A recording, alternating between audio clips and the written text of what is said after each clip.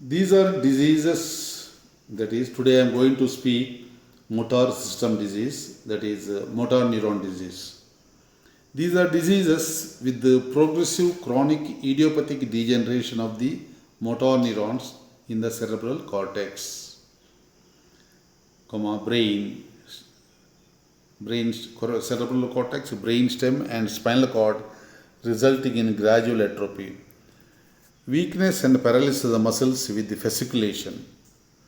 Sensory and cerebellar dysfunctions are, however, absent. Sphincters are not affected. About 5% of cases are familial with the autosomal dominant inheritance. The remaining 95 cases are having various unproved possible causes. Coming to the clinical features, onset is insidious. Age, it usually occurs 40 to 50, 60 years, rare under 25 years. Among sex, males are commonly affected. Then clinically, the following types of presentation are seen. One, progressive muscular atrophy or true atrophic type of motor neuron disease. Two, amyotrophic lateral sclerosis. Three, chronic bulbar palsy. Four, pseudobulbar palsy. 5. Primary lateral sclerosis. 6. Progressive spinal muscular atrophy in children. Now coming to the each type. 1. Progressive muscular atrophy. These are chronic progressive idiopathic degeneration of the motor neuron. There will be wasting of muscles, which is always non-symmetrical, fasciculation, weakness, but no sensory or sphincter changes. Cerebellar changes are also absent. There is degeneration of the anterior horn cells in the spinal cord. True atrophic type or PME. So the clinical features are due to lower motor neuron lesion. There will be wasting of muscles, jerks are sluggish or absent, contracture and deformity may result. Sometimes there may be in cooperative claw hand deformity, fasciculations of the muscles. The hypothenar muscles are wasted, tendons are prominent, fasciculation is very important clinically. This is a sporadic disorder, but familial involvement has been recorded due to several genetic mutations. Smoking has been blamed. Clinically, different types have been identified, which are given above. Next, coming to the second type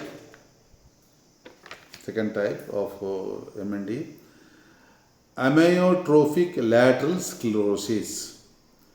The lesion is not only localized to the anterior horn cells but progresses to the pyramidal tracts. Clinically, this resembles true atrophic type as given above, but the jerks are brisk and the plantar reflex may become extensor. In the upper limb, the main feature are due to lower neuron lesion, that is, wasting and fasciculation of muscles.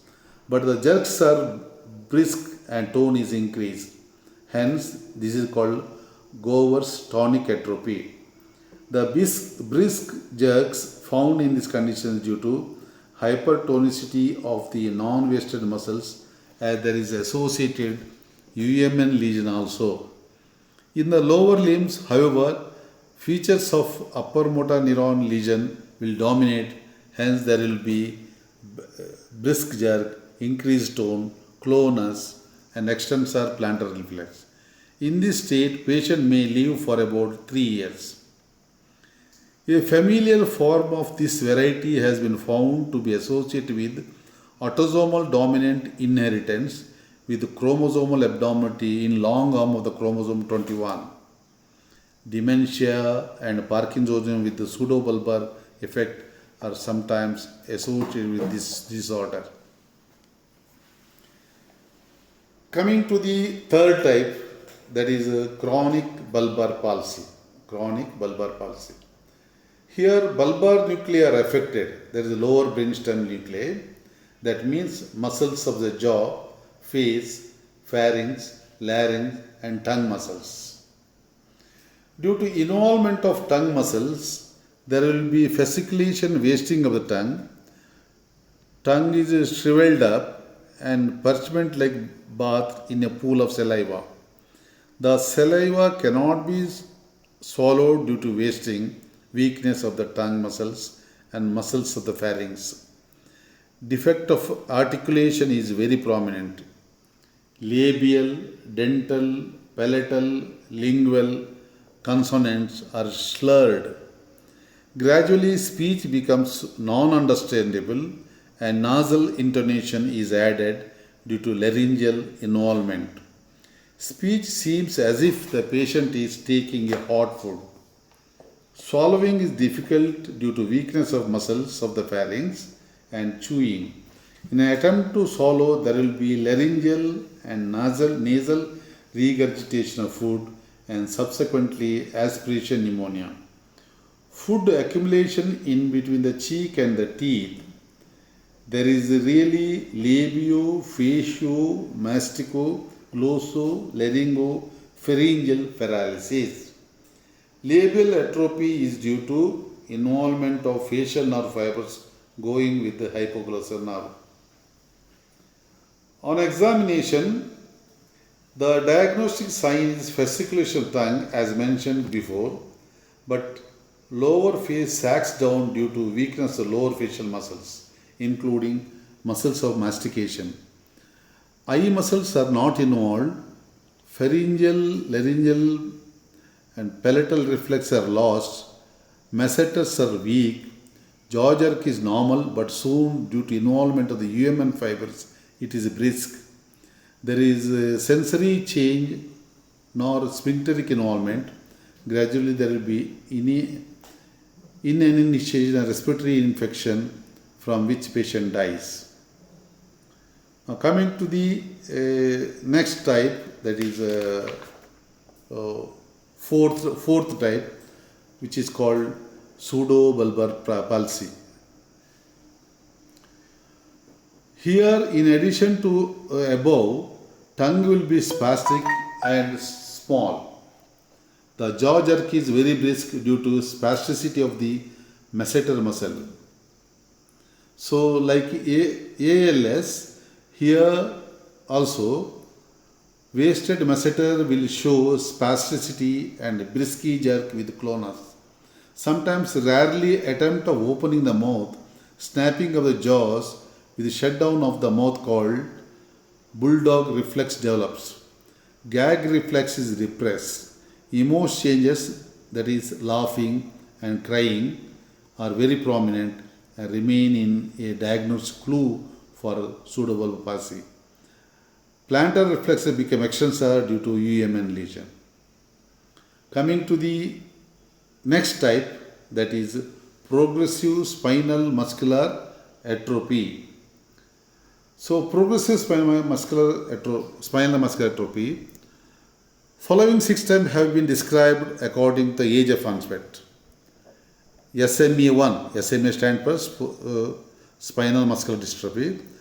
That is Warding-Hoffmann disease. Infantile, present with the neonatal hypotonia. It is called floppy baby syndrome. Very few survive up to 1 year. SMA2, Dubowitz disease. Age of onset is 6 to 15 months. Usually die from respiratory infection. SMA3, age of onset 1 year to adolescent, variable prognosis. SMA4, age of onset after 30 years, slowly progressive but normal life expectancy.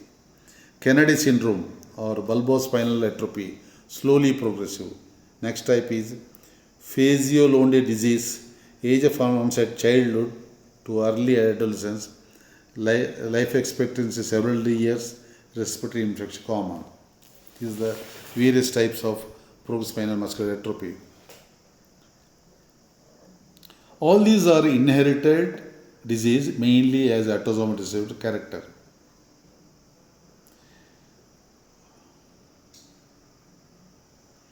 Coming to the next, primary lateral sclerosis. In this disorder, spasticity in muscles and hyperreflexia are seen due to involvement of both the descending motor tracts in the spinal cord. Wasting of muscles is rare. This type is very uncommon. When the pyramidal tracts of both sides are affected, there may be paraplegia, quadriplegia, paresis, and spastic gait also. Now, coming to the investigations of the disease, EMG will show chronic partial denervation associated with spontaneous abdominal activity in the resting muscles. There is reduction in number of motor units. These changes should be demonstrated in at least 3 extremities before a diagnosis of progressive muscular disease or ALS made. Motor and sensory conduction studies are normal. Denervation can be seen in histological section of the atrophied muscle. There may be slight high value of creatine kinase, but CSF will no changes.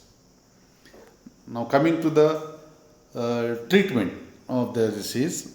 No treatment is known which may influence the course of all this disease. Riluzole may be helpful for slowing the progress in AMLS, but plasmapheresis and immunosuppression may result in improvement. Death usually results from starvation and pulmonary infection. If there is a marked drooling of saliva, anticholinergic drugs may be given. Spasticity may be relieved to some extent by baclofen or diazepam. Semi-liquid diet will be helpful in cases of chronic bulbar palsy. Physiotherapy may be helpful to prevent contracture. Physical aids, that exactly walking caliper or splinters, may be helpful. Secondary infection should be controlled by antibiotic. In rare cases, chronic bulbar palsy, gastrectomy and cricopharyngomyectomy may be required for nutrition. Thank you.